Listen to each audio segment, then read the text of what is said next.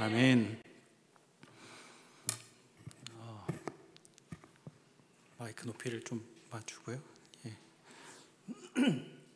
밑에서 찬양하면서 두 가지 생각이 들었습니다. 꼭 바벨론 포로 길을 마치고 예루살렘에 돌아가서 수룹바벨 성전을 지었던 이스라엘 백성들의 마음이 그렇지 않았을까 하는 생각을 했습니다. 한편으로는 억장이 무너지지요. 수련회 가서 은혜를 깊이 나누고 또 함께 교제하고 하나 될 수 있는 거의 유일무이한 시간이 수련회 시간인데 그거 못하고 이곳에 모여 있는 것이 참 통탄할 마음 또 슬픈 마음처럼 다가오기도 합니다. 또 한편으로는 그나마 10%라도 모여서 이렇게 함께 예배하고 또 얼굴을 보고 말씀을 나눌 수 있으니 참 감사하다, 이런 생각이 동시에 교차했습니다. 여러 가지를 많이 바꾸어 놓은 것 같습니다. 이 코로나19라는 것이 참 놀라운 힘이 있는 것 같습니다. 벌써 1년이 됐죠. 1년 동안 저희가 많이 기대했습니다. 빨리 회복되기를. 작년 이맘때는 그랬죠. 그래도 날 풀리면 괜찮을 거야, 여름 수련회 할 수 있겠지. 그러고 지나갔습니다. 여름 지나면서는 겨울쯤 되면 백신 나올 거야, 그렇게 기대하며 지나갔습니다. 또 올해를 만났습니다. 백신 나온다는 얘기는 들리는데 이제 변이 바이러스가 나타났다는 이야기를 듣습니다. 또 어떤 일각에서는 이제 코로나 블루를 지나서서 코로나 레드 시대로 접어드는 것 아닌가, 이런 이야기도 합니다. 이제는 코로나, 포스트 코로나 이런 이야기를 나누는 시기가 지나버렸고 위드 코로나 시대를 어떻게 지내야 되는가, 그것을 고민한 시대를 맞이하고 있는 것이 우리의 현실이 아닌가 싶은 생각을 합니다. 여러분 요새 어떠세요? 안녕하십니까? 문 목사님만 안녕하신 것 같아요. 다들 좀 우울하지요. 지금 상황이 많이 우울하고 저도 참 우울한 시기를 보내고 있습니다. 특별히 집에서 오랜만에 온 가족들이 함께 이제 지낸 시간을 보내면서 매우 우울합니다. 재밌지도 않은가 봐요. 제 딸이 벌써 고3이거든요. 고3이다 보니까 얼마나 우울한지 모든 이 분노와 모든 짜증을 부모에게 이제 쏟아놓고, 가끔씩은 제 아내와 제 딸이 싸우는 모습을 보면서 야, 이거 참 힘들다, 좀 빨리 끝났으면 좋겠다, 코로나 시대가 다 나가게, 이런 생각하기도 합니다. 어렵습니다. 힘듭니다. 힘들지 않은 사람이 단 한 명도 없는 시대가 요즘 시대인 듯합니다. 그럼에도 불구하고 우리가 주님을 믿는 하나님의 백성이고 또 말씀을 가지고 있는 주님의 사람이기 때문에 이 가운데 어떤 삶을 살아야 되는지, 어떤 가치 있는 삶을 살아야 되는지 돌아보는 것은 매우 의미 있는 일이라 생각합니다. 오늘 말씀을 함께 살펴보면서 이 절망의 시대를 어떻게 이겨나가야 될지, 절망의 시대에 하나님의 백성으로 살아가는 것은 어떤 것인지를 함께 돌아보는 복된 시간이 되기를 원합니다. 말씀을 준비하면서 고민을 했습니다. 인류가 절망을 맞이한 최초의 시기가 언제일까 좀 고민해 봤어요. 말씀을 쭉 돌아보다 보니까 제일 처음 절망했던 존재는 아마도 에덴에서 쫓겨났던 그 인류가 아닌가 싶은 생각을 합니다. 여러분 아시죠? 에덴은 좋은 것만 내놓았던 곳입니다. 선한 열매만 내어놓았고요, 그냥 일하지 않아도 열매를 먹으면서 하나님이 기뻐하시는 일을 그냥 감당하면 되는 곳이 에덴이었습니다. 그런데 죄가 사람에게 찾아오고 죄로 인하여 에덴에 머물지 못하게 되자 사람이 그곳을 벗어나게 되었고, 사람만 죄로 물든 것이 아니라 이 모든 피조개가 죄에 물들게 되면서 땅은 더 이상 좋은 것을 내는 것이 아니라 가시와 엉겅퀴를 내게 되었습니다. 사람은 좋은 열매를 얻기 위해서 그때부터 땀을 흘려야 됐고 땅을 일궈야 하는 어려움을 당하게 되었죠. 좋은 것만 보다가 갑작스럽게 일을 해야 되는 사람이라는 존재를 한번 생각해 보십시오. 얼마나 절망하고 낙담했겠습니까? 여러분 그런 상황이라면 무엇을 하셨겠어요? 굉장히 궁금했습니다. 그리고 성경을 찾아가면서 그 최초의 인류의 후손들이 두 가지 방식으로 반응한다는 것을 발견하게 됐습니다. 오늘 함께 보지는 않았습니다만은 창세기 4장 16절에서 17절 말씀을 보면 먼저 가인의 계보가 어떻게 이 절망을 이겨나갔는지 이렇게 기록합니다. 가인이 여호와 앞을 떠나서 에덴 동쪽 놋 땅에 거주하더니 아내와 동침하매 그가 임신하여 에녹을 낳은지라. 가인이 성을 쌓고 그의 아들의 이름으로 성을 이름하여 에녹이라 하니라. 이렇게 기록합니다. 아시는 것처럼 이제 아담의 후손으로 아벨의 계보와 가인의 계보로 이렇게 나뉘어지게 됩니다. 가인의 계보는 세상의 계보라고 이야기하고요, 아벨의 계보는 하나님의 계보라고 이야기가 되죠. 그런데 아벨이 죽어버렸기 때문에 그를 대신하여 셋의 계보가 하나님의 계보를 이어가게 됩니다. 이 가인의 계보는 이제 사람의 계보라고 말씀드리는 가인의 계보는 어떤 일을 하냐 하면 이제 먼저 성을 쌓습니다. 최소한의 안전을 확보하는 거죠. 여러분, 제가 정말 죄송하게도 이번 겨울에 얼마 전에 제주에 다녀왔습니다. 부럽죠? 근데 서울보다 훨씬 춥더군요. 바람이 얼마나 불던지. 근데 그 바람이 불고 눈이 엄청나게 많이 왔는데 제가 한라산 꼭대기까지 못 가고요, 눈이 막혀서 그 속밭 대피소까지 갔습니다. 그리고 그곳에서 놀라운 걸 발견했어요. 그 추위를 이겨내기 위해서 땅굴을 파놓은 거죠. 눈이 얼마나 많이 왔는지요. 사람이 다니지 않는 길은 진짜 조금 뻥 보태면 이만큼까지 왔어요. 현실로 얘기하면 한 이만큼 왔어요. 눈이 정말 많이 왔습니다. 근데 계속 눈이 이렇게 눈보라가 몰아치니까 그 대피소에 계신 분들도 좀 불안한 거죠. 그 대피소가 절반 이상 묻혔어요. 그러다 보니까 그곳에서 어떤 삶을 영위하기 위해서 무슨 일을 했냐 하면 굴을 파셨더라고요. 제가 그 굴 이렇게 들어가 보고 그랬는데 그곳에 가니까 포근한 거죠. 너무너무 좋았습니다. 뭔가 막 몰아칠 때, 뭔가 큰 비바람이 몰아칠 때 최소한의 자신의 안전을 이렇게 담보할 수 있는 것이 자기를 둘러싸고 있는 성 같은 거죠. 가인이 그래서 외부의 침략과 또 어려움에서 좀 안전함을 누리기 위해 성을 쌓았습니다. 그리고 그 안전을 확보한 후에 그의 후손들을 세워가면서 새로운 일들을 해나갑니다. 죄송합니다. 이어지는 창세기 4장 17절부터 24절의 말씀을 보면 그의 후손들이 어떻게 자라갔는지 이야기합니다. 야발이라는 후손은 가축을 치는 자의 조상이 되어서 축산업을 시작하는 사람이 되었고, 유발이라는 사람은 수금과 퉁소를 잡는 자의 조상이 되어서 음악의 시작을 이루는 사람이 되었고, 두발가인이라는 사람은 대장장이의 조상이 되어서 수공업의 선조가 되었습니다. 또한 두발가인의 누이 나아마라는 여인은 특별히 뭘 했다라고 표현은 안 합니다만은 이름의 뜻이 아름다움이라는 의미를 지닌 것으로 보아서 아름다움의 가치를 미로 가지게 되는 최초의 여인으로 여겨지고 있습니다. 심지어 라멕이라는 사람은 정당방위 법까지 제정하는 사법의 시작을 이루는 사람으로 성경이 기록하고 있습니다. 가인과 그의 후손은 절망적인 상황 속에서 자신들의 역량과 능력을 최대한 사용하여 나름의 답을 찾고 그곳에서 열매와 업적을 이루며 대응하였다라고 생각됩니다. 상당한 번영과 발전을 이루었죠. 그리고 그들은 그 성 안에서 나름의 그 업적을 기뻐하고 또 만족하면서 살아갔을 것이라 생각합니다. 그러면 하나님의 계보인 셋의 계보는 어떠했을까요? 여러분, 딱 마음에 어떤 생각이 드십니까? 뭐 사람의 계보가 저 정도인데 하나님의 계보는 어마어마하겠지, 이런 생각 하지 않습니까? 굉장히 실망스럽게도 하나님의 계보인 셋의 계보는 오늘 읽었던 말씀이 전부입니다. 4장 26절 제가 다시 한번 봉독해 드립니다. 셋도 아들을 낳고 그의 이름을 에노스라 하였으며 그때의 사람들이 비로소 여호와의 이름을 불렀더라. 절망스러운데 정말 절망스럽죠? 하는 게 하나도 없어요. 그냥 애를 낳았다, 그렇게 기록하고 있습니다. 하나님의 사람들인 우리 라몬교회 청년 여러분, 뭘 해야 되겠습니까? 애를 낳아야죠. 죄송해요. 원래 이러면 웃을 것이라 생각하고 저는 여기 원고에 웃음이라고 써놨는데 반응이 좋지 않아서 원고 진행이 잘 안 되고 있습니다. 놀랍습니다. 이거 다 녹화되는 건가요? 더 놀랍습니다. 근데 자세히 보면 이들이 그냥 절망만 한 것은 아니고 한 것이 있습니다. 여러분, 이미 그 유퀴즈인가요? 고통에서 나갔죠, 문제가. 제가 그렇게 전해 들었습니다. 이들이 한 일은 뭐냐 하면 여호와의 이름을 불렀다라는 것입니다.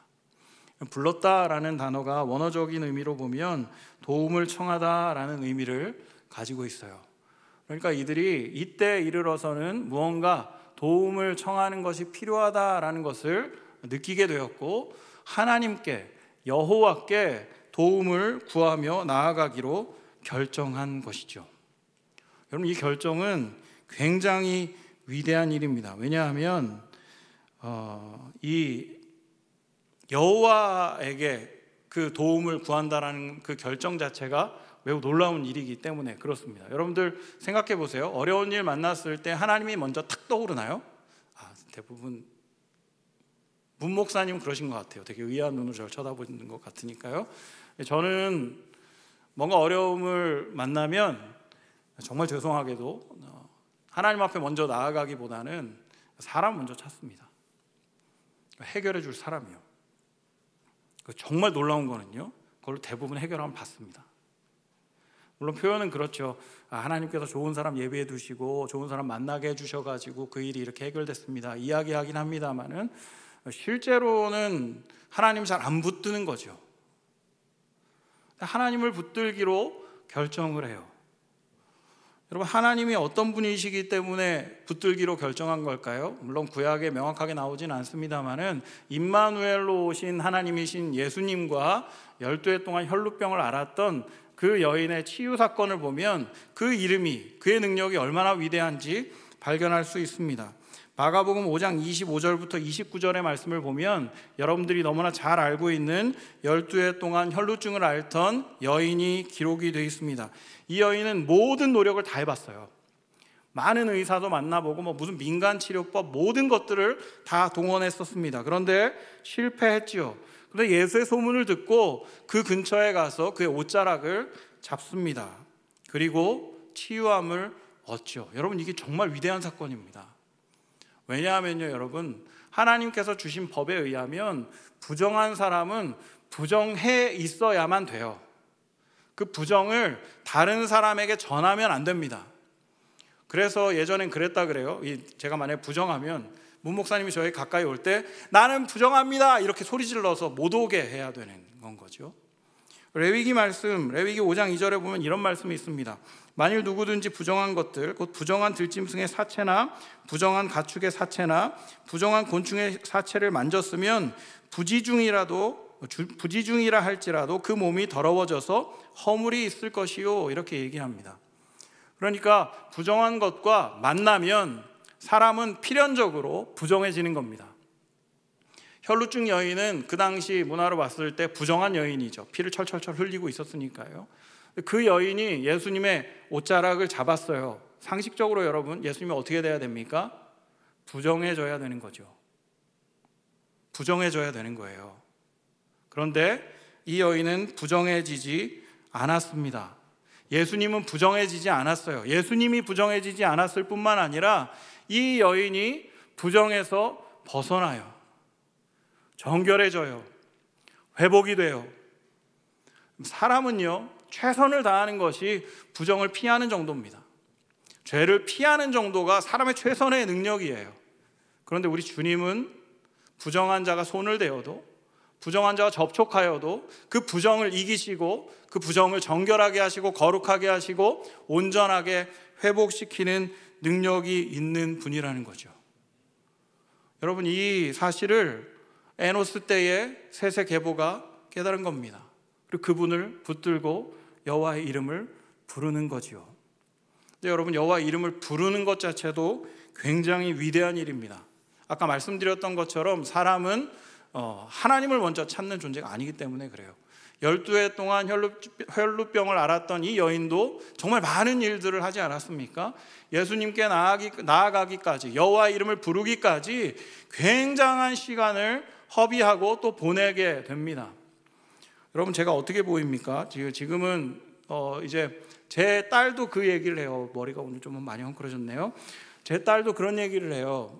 이제 목사 같다고요. 그런가요? 좀 목사 같나요? 제가 제일 듣기 싫어했던 말인데, 목사 같다는 말. 이렇게 시간이 지날수록 좀 그렇게 되고요. 그리고 저를 보시면서 어떤 생각이 드십니까? 이렇게 되게 고생한 얼굴인가요? 좀 반응을 좀 해주세요. 마스크까지 하고 계시니까 뭐 반응이 전혀 보이질 않아요. 제가 이렇게 딱 봤을 때 되게 고생하게 이렇게 고생하며 자란 얼굴로 보이시나요? 아, 예. 아우, 이게 또 그렇다고 너무 세게 반응하시면 제가 부담스러워요. 감사합니다.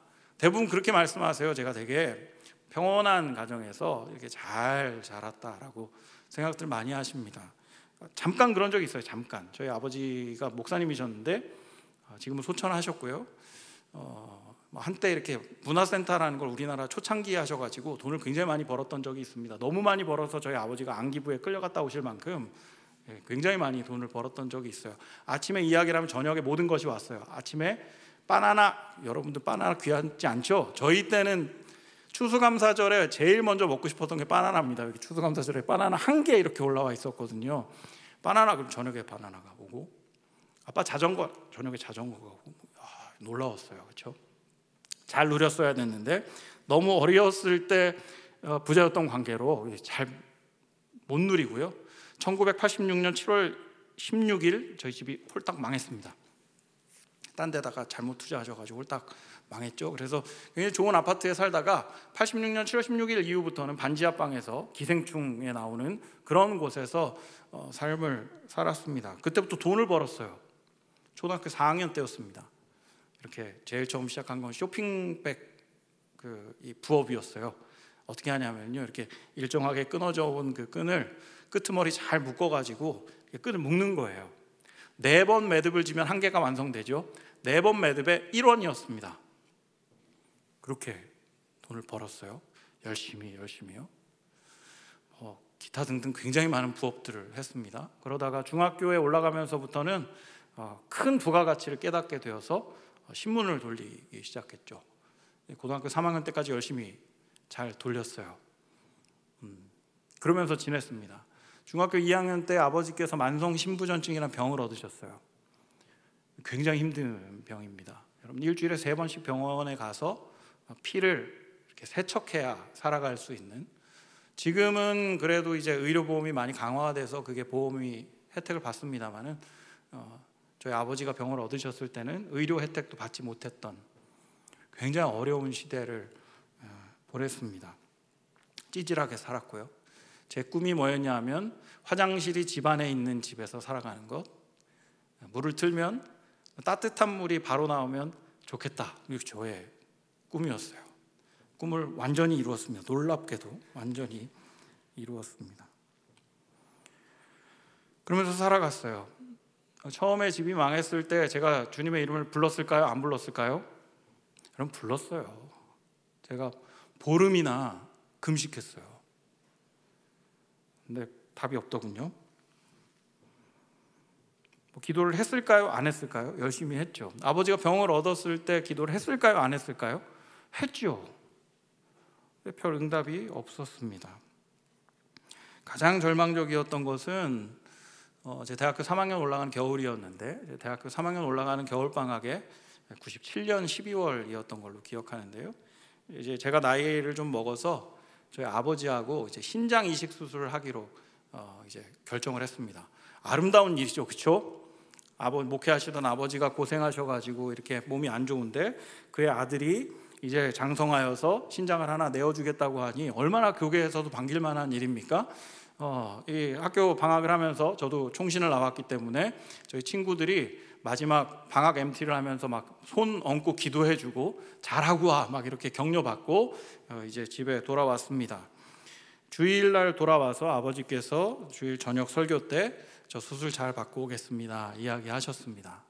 그리고 그날 저녁 아버지 의식이 없어지셨고 다음날 소천하셨습니다. 저 개인적으로는 굉장히 좀 충격적이었고 답을 얻기 힘든 일이었습니다. 좋은 마음으로 이렇게 신장을 드리기로 했고 하나님께서 잘 해주시겠지. 그리고 아버지께서 워낙 많은 위기들을 이렇게 이겨 나가셨기 때문에 뭐 별일 없을 것이라 생각했는데 갑작스럽게 하나님께서 아버지를 불러 가셨습니다. 절망했어요. 절망하고 술도 엄청 먹었습니다. 정말 많이 먹었어요. 그 상황을 좀 잊어보려고요. 소주를 4병까지 먹어봤는데 멀쩡하더군요. 그만큼 많이 절망하고 생각이 깊고 고민했었습니다. 하나님 어디 계시겠는가 뭐 이런 거 떠나서 이미 그때 주님 없는 거고 절망하며 지냈습니다.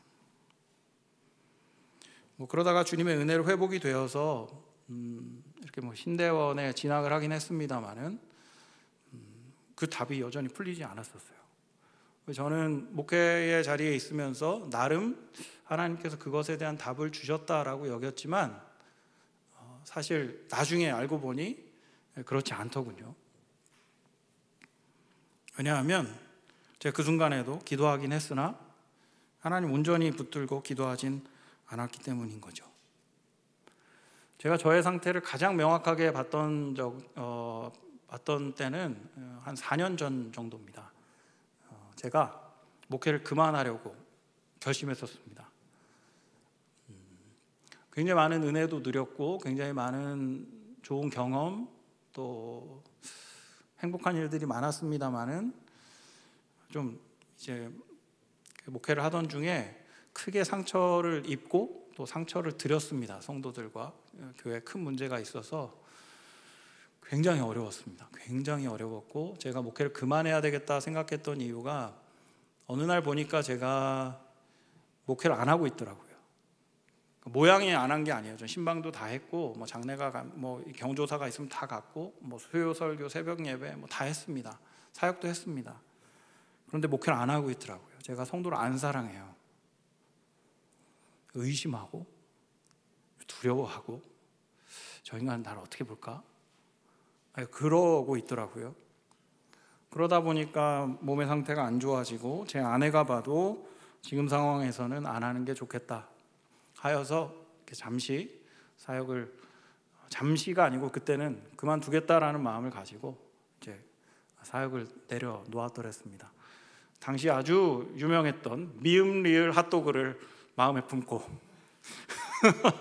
저희 동네에 미음 리을 핫도그가 아직 안 들어왔더라고요. 애들은 많은데 그래서 미음 리을 핫도그를 하면은 내가 먹고는 살겠다 싶어서 그걸 마음에 품고 고용센터에 가가지고 뭘 접수를 하고 뭘 배우고 이러면서 시간을 좀 보냈습니다. 놀라운 일이죠. 그런데 놀랍게도 제가 열기 전에 어떤 한 분께서 미음리을 핫도그를 그것도 제가 딱 여기다 해야지 했던 그 자리에 여는 역사가 일어나게 되었어요. 다시 한번 절망하면서 이 길이 내 길이 아닌가 생각하면서 좀 답답해하고 있었습니다. 그런데 그때 제 아내가 정말 좋은 사람인데요, 저에게 정말 죄송해요, 이 얘기하면 상처받으실 수 있는데 유럽에 좀 다녀와라 그럼 놀라운 제안을 해주었어요.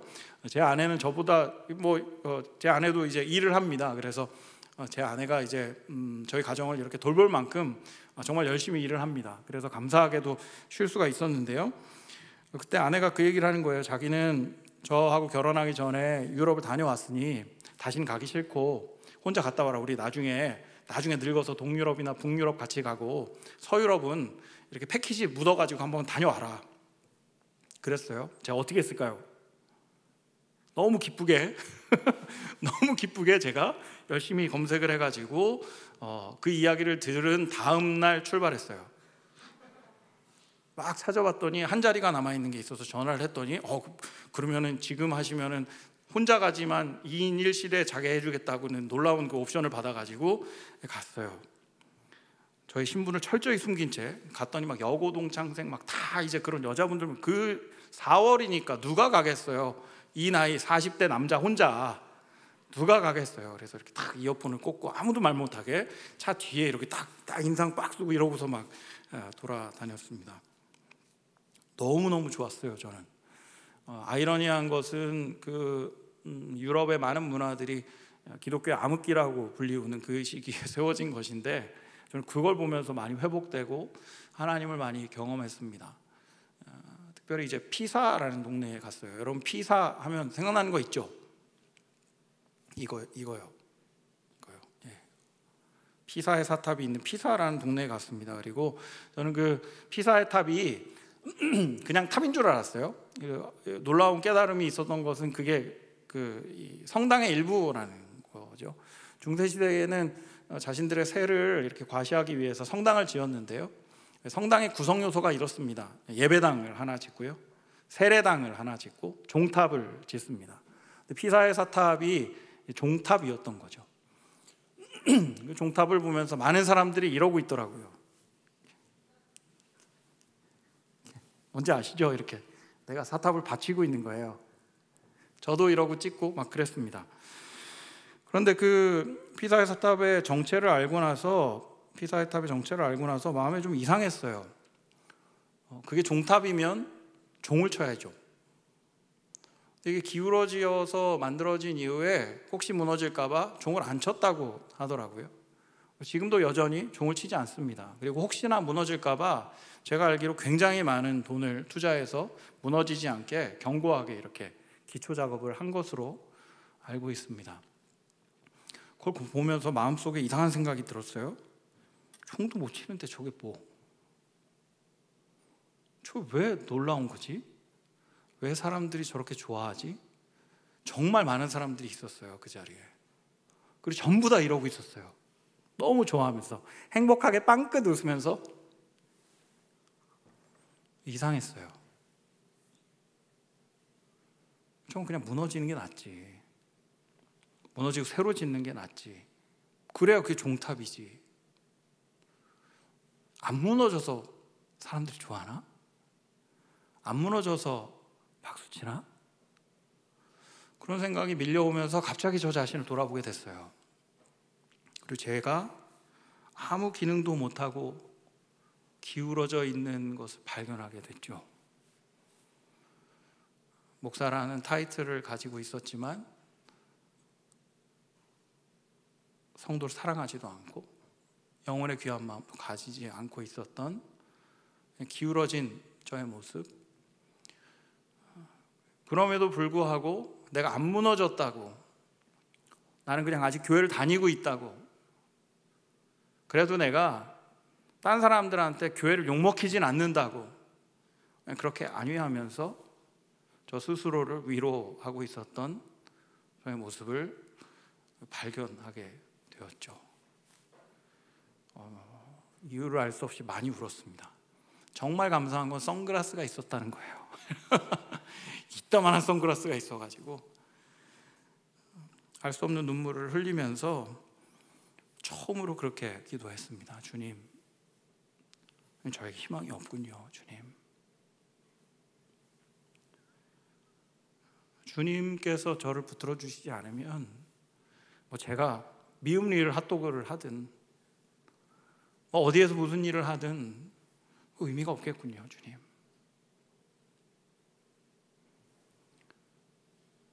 그때 처음으로 제가 여호와의 이름을 전심을 다하여서, 생을 다하여서 불렀던 것 같습니다.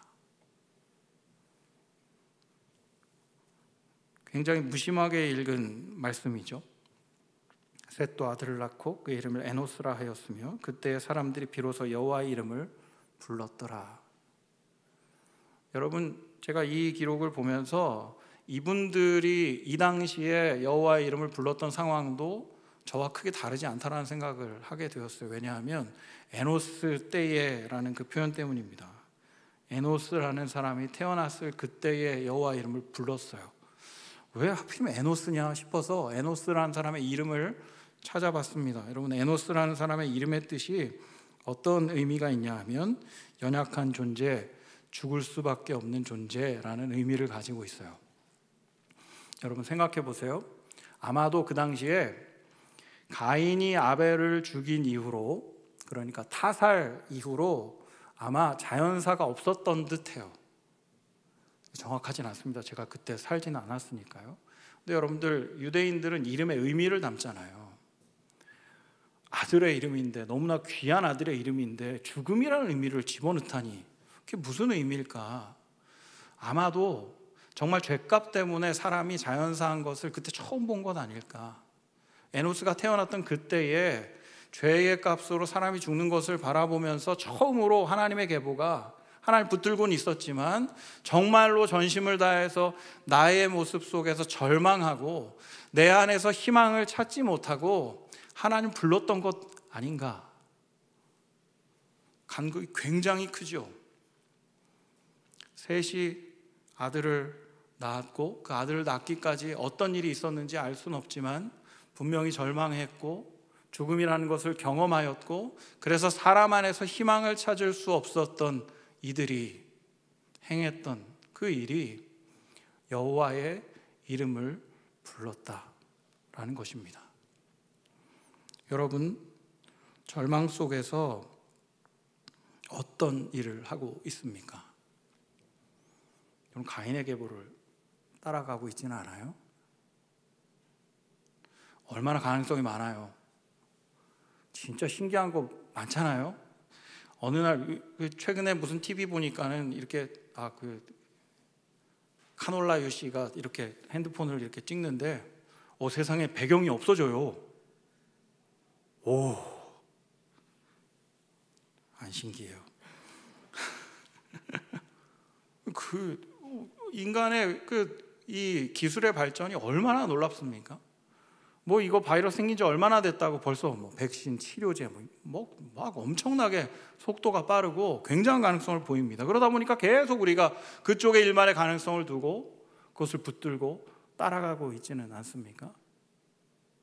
주님 그냥 하나 그냥 걸쳐놓고 가는 안전장치 수준이 아니었냔 말이죠, 여러분. 절망 앞에 어떻게 대응하고 있습니까?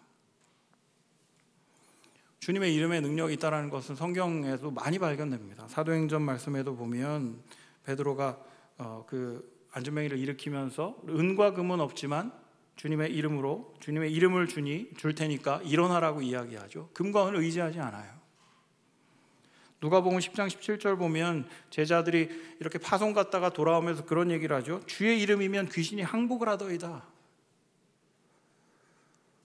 주님의 이름이 얼마나 위대한 능력이 있는지 우리는 그냥 말로는 고백하고 머리로 생각은 하지만 경험하지 못했고 또 우리 중심에 두질 못하다 보니까 이 어려움 속에 주님을 부르짖지 못하는 연약한 수준이 된 것은 아닌지 돌아보는 시간이 되길 원합니다. 여러분, 수련회 굉장히 귀한 시간 주님께서 허락하셨는데 정말 의미 있는 것은 여러분 일주일 동안 세상에 또 파송됐다가 다시 돌아와서 말씀을 듣잖아요. 2번에 걸쳐서. 여러분 이번 기간 동안 세상에 나가서 저는 개인적으로 철저히 좀 절망하시기를 주님의 이름으로 축복합니다.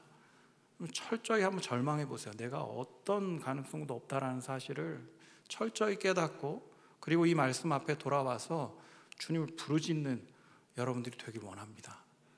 그렇게 주님을 부를 때 여호와의 이름을 부를 때 주님께서 우리 안에서 놀라운 일을 해 주시리라 믿습니다. 여러분 근데 아멘이 안 나오는 이유가 있죠.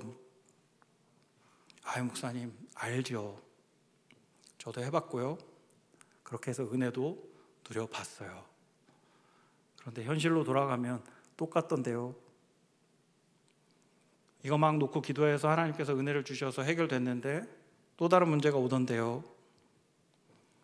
늘상 은혜 속에 살기는 어렵던데요. 그렇지 않나요? 그러니까 어느 순간 되면 또 힘들어질 텐데 뭐 기도해. 어차피 힘들어질 거. 고통 총량의 법칙이라는 게 있잖아. 어차피 똑같이 힘들어. 기도하나 안 하나. 기도하면 해결되고 힘들고 기도 안 하면 안 해결되고 힘들어. 그러니까 그냥 말자. 이렇게 맑은 정신으로 돌아오게 되지는 않습니까? 은혜가 있는 줄 알지만 잘 안 구해요. 우리 기도하면 하나님께서 일해 주실 것을 알지만 은혜를 잘 구하지 않아요. 그냥 늘상 그냥 비슷한 느낌이 드니까요. 아까 우리 찬양 인도자 얘기했잖아요. 2박 3일은 천국이라고요. 2박 3일은 천국인데 362박 363일은 지옥 아닙니까?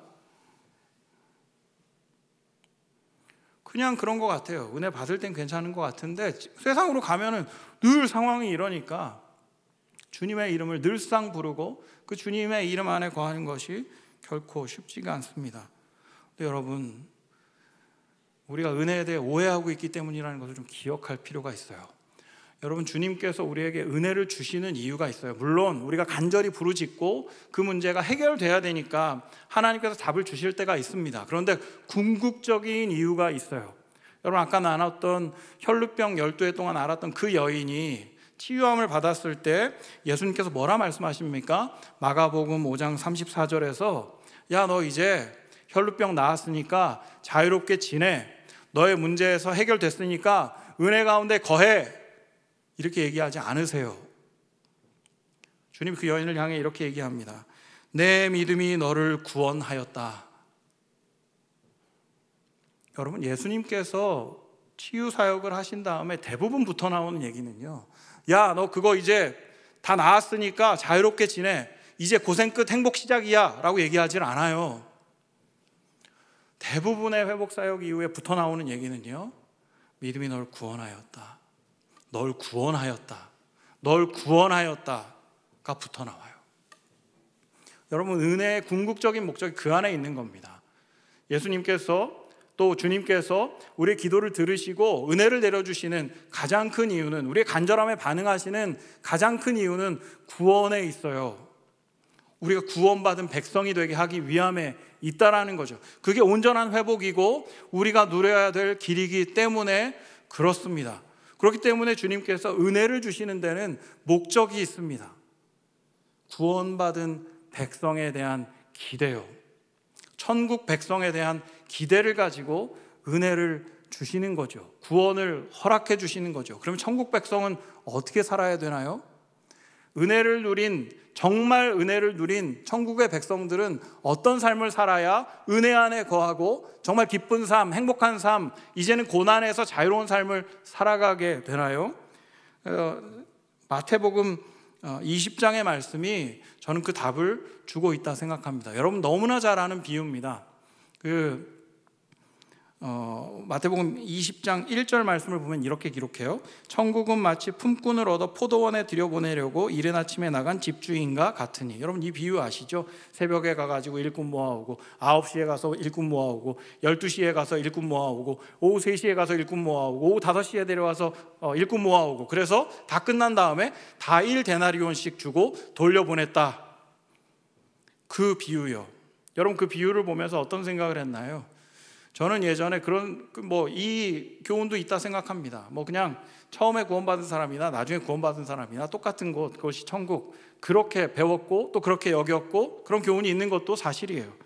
그런데 여러분, 제가 마태복음 20장 비유를 다시 한번 보면서 놀라운 표현을 발견했어요. 방금 읽어드렸던 표현인데 다시 한번 보세요.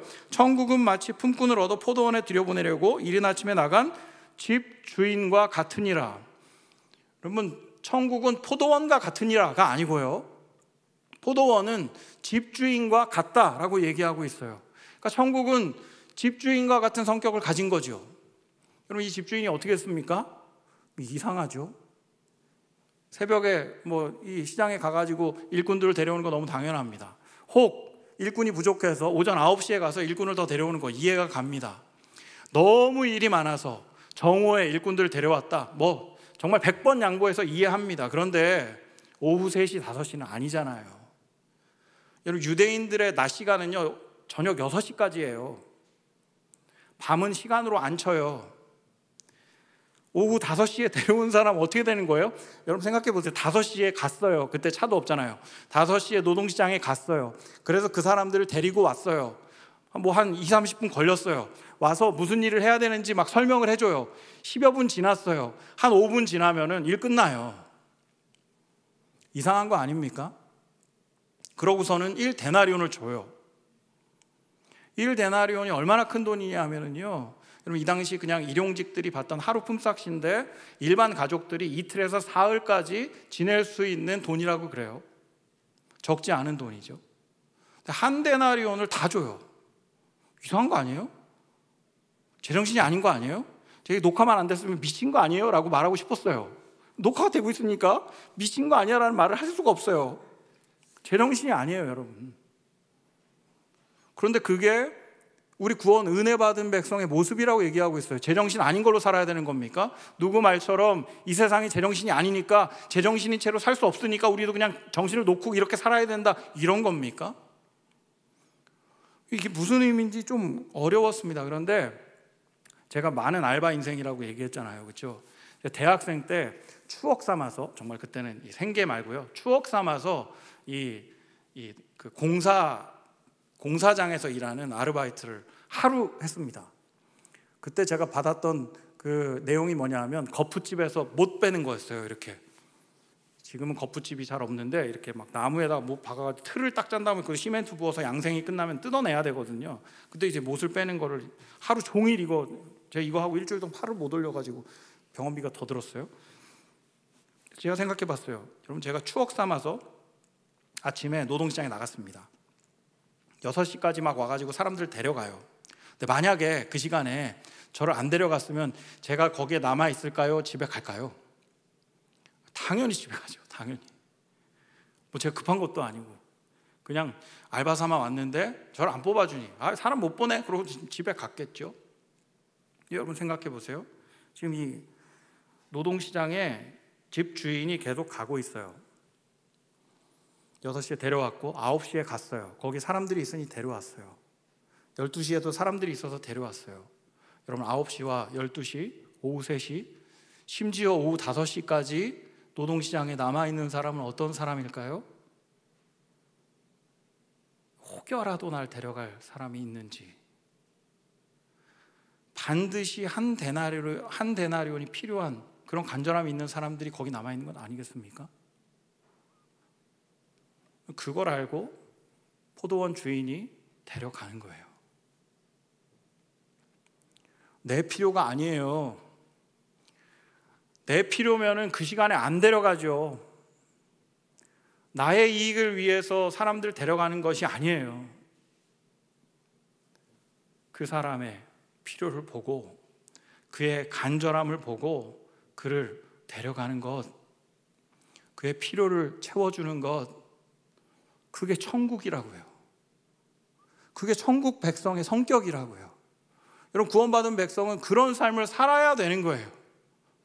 그런 삶으로 초대해 주신 거예요. 우리가 은혜를 누리면 그 은혜를 나눠내는 거죠. 포도원 주인처럼 받은 은혜를 가지고 섬기는 거죠. 포도원 주인처럼요. 그들의 필요를 보고 찾아가는 거죠. 낮은 곳으로 가는 거죠. 근데 여러분 생각해 보세요. 우리가 구하는 은혜는 어느 수준입니까? 오직 그냥 내 필요에만 목매고 있지 않아요? 하나님, 제 직장이 없어요. 제 문제가 너무 커요. 주님, 결혼을 못해요. 주님, 무슨 집 방 한 칸이라도 있어야 결혼을 하지요. 주님, 건강이 안 좋아요. 문제가 있어요. 주님, 해결이 안 돼요. 상황이 안 좋아요. 우리들이 구하는 은혜의 수준이 어떤지 한번 돌아보시기 바라요. 여러분, 죄송합니다. 저도 그래요. 제 기도의 수준도, 주님, 제 딸이 저렇게 공부해서 대학이나 가겠습니까? 주님, 이제는 좀 정신 좀 차리게 해주세요. 주님, 제가 이 수준으로 무슨 목회를 계속 할 수 있겠습니까? 좀 말씀을 보는 눈을 좀 열어주세요. 저도 그 수준이에요, 사실은. 그런데 주님께서 은혜를 주시는 목적이 있다고요. 우리를 구원하시고 우리에게 기대하시는 삶의 모양이 있다고요. 그게 바로 포도원 주인과 같은 그 모양이에요. 받았으면 누릴 줄 아는 그런 삶을 주님은 원하고 계신 것입니다. 왜 이 시대에 기독교가 이렇게 지탄을 받습니까? 정말 충격적인 설문을 오늘 아침에 어떤 교회 설교를 듣다가 알게 됐어요. 그분 설교에서 2019년 설문조사 교회 다니는 청년의 의식조사 결과를 들었습니다. 2019년이에요. 그러니까 코로나 전입니다. 상태가 상당히 괜찮았을 때, 그때 이런 게 있었어요. 말씀대로 살면 절대 성공할 수 없다. 교회 청년들의 답입니다. 40.4%. 말씀대로 사는 사람을 별로 본 적이 없다. 61.7%. 코로나 전이라고요. 코로나 전에 우리 막 뜨겁고 막 그럴 때, 여러분 천국 2박 3일 경험할 때, 그때 뭘 얘기하는 거죠? 여러분, 우리가 은혜를 소유하려고 하기 때문이 아닌가요? 내 문제를 해결하는데 그냥 은혜를 써먹고 그냥 그 은혜만 구하는 수준에 있기 때문에 충분히 은혜를 누리지 못하고, 정말 주님이 기대하시는 대로 은혜를 나누지 못하는, 그래서 천국을 경험하지 못하는 제한된 인생을 살아가는 것이 우리의 연약함이 혹시 있지 않은가요?